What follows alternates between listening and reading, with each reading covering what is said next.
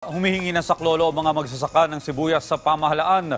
Bukod kasi sa matumal, bagsak presyo na rin nilang itinitinda ang kanilang mga ani na epekto umano ng oversupply nito sa merkado. Si Clazel Pardilla sa detalye. Handa ng anihin ang mga sibuyas ni Angelito sa Barangay Pesa, Bungabon, Nueva Ecija. Wala pong nagiging buyer. Yatanong po namin yung malaking buyer, ba't hindi sila kumukuha? Ang sinasabi po nila, yung palengke natin puno ng imported. Kaya po kami ito anihin ni sibuyas namin, hindi po namin maani, dahil nang alang kumukuha ang buyer sa amin.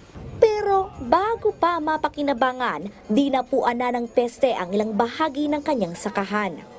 Tinamaan na ng harabas yung mga dahon ng sibuyas na nakatanim dito sa sakahan na to. Ang ipinangangamba ng mga magsasaka, kapag wala pang bumili sa kanilang ani, tiyak na uubusin na nitong mga harabas, pati yung bungang sibuyas. Pagka ganon masisira at wala nang matitira, ibig sabihin, hindi rin sila kikita. Ala na pong mangyayari sa amin, feeling namin, pag-anihan, dapat po alang imported dun sa palengke. Kasi yun ang nagiging kalaban. At kawawa po kami magsasaka. Si Jimbo, binunot na agad ang mga tanim niyang puting sibuyas. Isinako at ibinenta ng 20 pesos kada kilo. 20 na nga po ang bunutan dito ngayon. Pumapalo na lang po ng 20. Yung gagawin po namin yan, babagsak presyo na lang namin. Baka ibibigay na lang namin po yung good na yan, mga ano na lang. Mga ano na lang, 19 o ano lang, 18. Balik ano na lang po yun. Yung puhunan po namin, halos ano na, palugay na po yung ano namin dyan ngayon. Paluging binta na po. Halos pamigay na lang Pamigay na lang po yung sibuyas dito ngayon. Isa ang Barangay Pesa, Bungabon, Nueva Ecija sa nagbibigay supply ng puting sibuyas sa Metro Manila tuwing buwan ng Enero. Kaya pansin ng ilang biyahero ang pagtumal ng bentahan. Every other day na lang po, ganun. Ang order nila. Tapos ano lang po, 50 bags, ganun. Dati, 300 bags. Ayaw na pong umorder ng mga sinusuplayan namin sa Divisoria dahil marami nga po nakakalat na imported. Saklolo ang panawagan ng mga magsasaka ng sibuyas na umiiyak ngayon. Wala na. Production cost namin hanggang sa inaani almost 18 pesos. Masakit na nga ho, yung presyo mababa, wala pang lumalapit na buyer. Siguro po, makataniman po kami sa sa susunod na planting season, baka magdi-decrease kung baka hindi lang 50% ang ibabawas namin.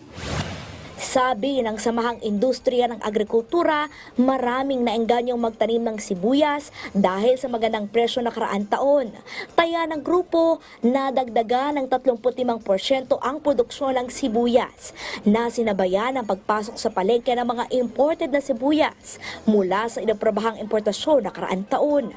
Dapat by February, wala nang issuance ng permit para at least yung March harvest hindi matama. We hope na yung sibuyas ma-maintain yung presyo na nasa 35 to 50 para hindi malugi yung magsasaka.